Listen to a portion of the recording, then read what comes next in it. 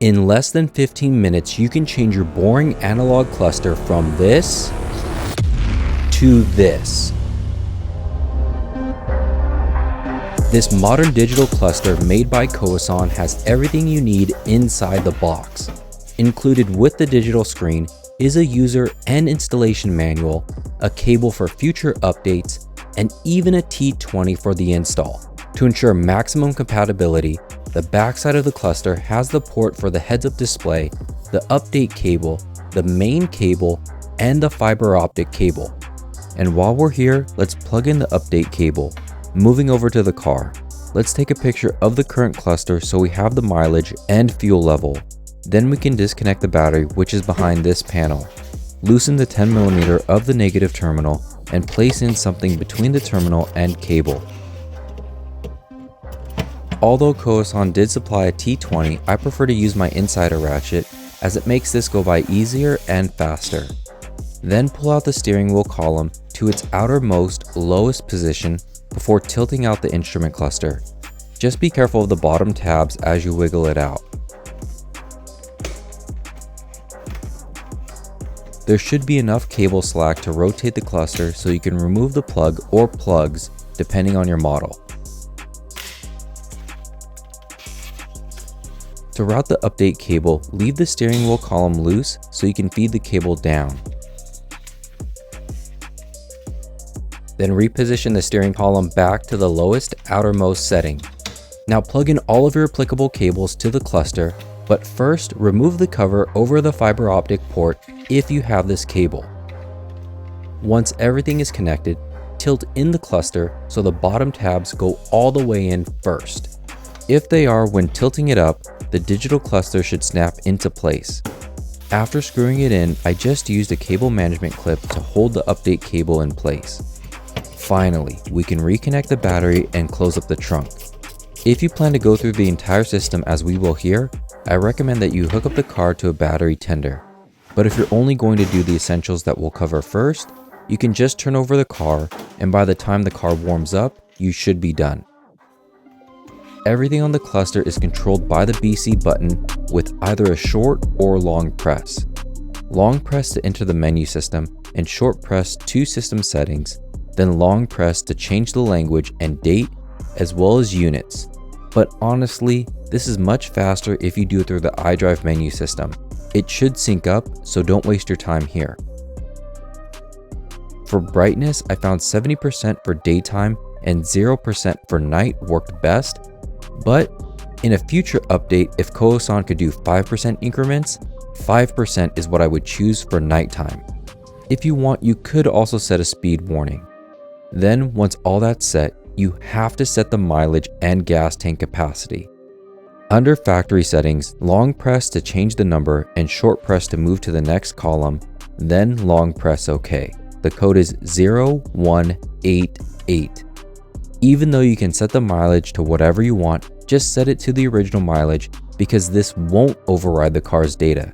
If you plug back in the original cluster, the correct mileage will show. This is why we took that picture from earlier. For the fuel tank, this will be car specific. If you have a gas-powered F30, your tank is probably 15.8 gallons or just under 60 liters. For diesels, it's 15 gallons or about 57 liters. But double check for your specific car so you have an accurate gas meter and range display. In both cases, most don't have a sub-tank, so set that to 0. But I'd also appreciate it if you have a different value than what I shared. Please share your tank size as well as your car specifications in the comment section. So thanks in advance for helping out the community. If the gas reading changes drastically or becomes really inaccurate after doing this, don't worry.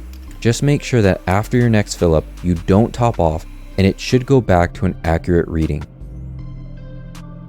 While the last two settings are selecting your car so the display shows the correct values and proper orientation, whether it be selecting the wrong chassis or a different submodel, the screen can go upside down, shifted off center, or display the wrong speedometer and odometer setting.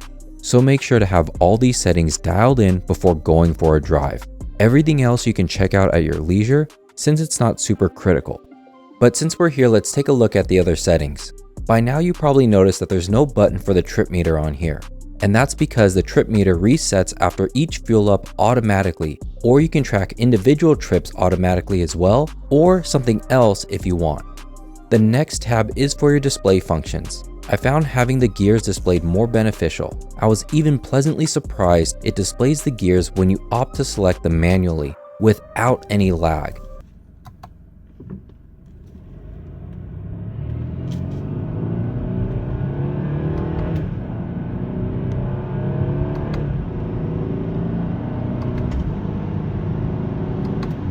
Now, I didn't test this portion on my manual transmission cars, but since this car is an LCI model, and my manual transmissions are pre-LCI, I can say that this cluster is compatible with both pre-LCI and LCI models. Next, you can select what trip display you want to see, and the last portion here is what info you want to be able to toggle through while you're driving with a single press of the BC button.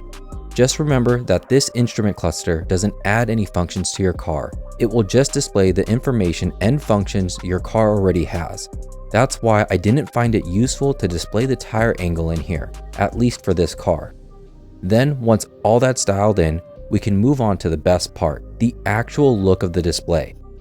Under iDrive 7 style, there are 4 different looks with the current setting as my favorite.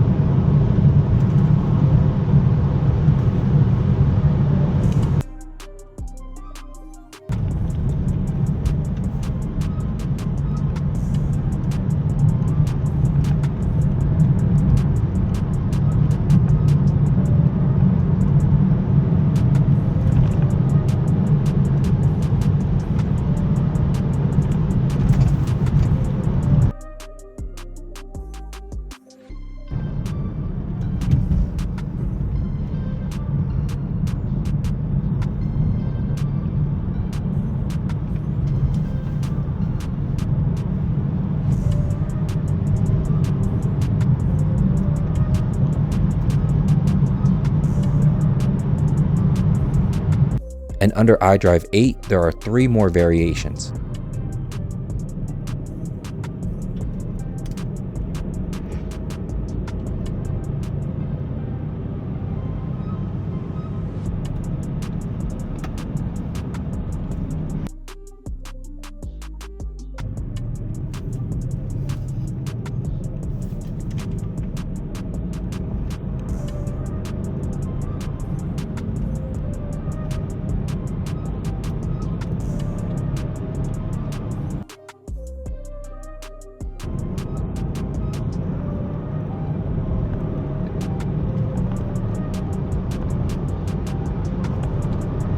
Once you've selected the design that you like, go into vehicle settings. To have the color change depending on what driving mode you're in, keep this setting at auto. Otherwise, you can pick sport for it to always display red, comfort for orange, or eco for blue. Vehicle color refers to your actual car's exterior paint, so it matches with the car on the screen. Lastly, we have service, the same ones we had when holding down the trip meter. Here you will want to set the mileage or date to when you want the next service done. If you set it to the date or mileage when the service was last done, you will get a warning message. For some of the censored services like brakes, this isn't as important because you have the brake pad wear sensors. But setting it for things like oil will definitely help with staying up to date with your services. Now, all of this stuff is great, but how does it perform compared to OEM in terms of its responsiveness? Earlier, you saw no lag with the gear display, so here it is on startup.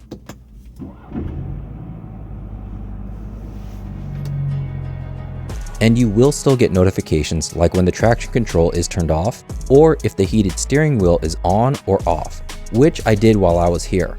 To check out that video, or how you can upgrade the main screen to have CarPlay or Android Auto, check out these videos. And I'll see you in that one.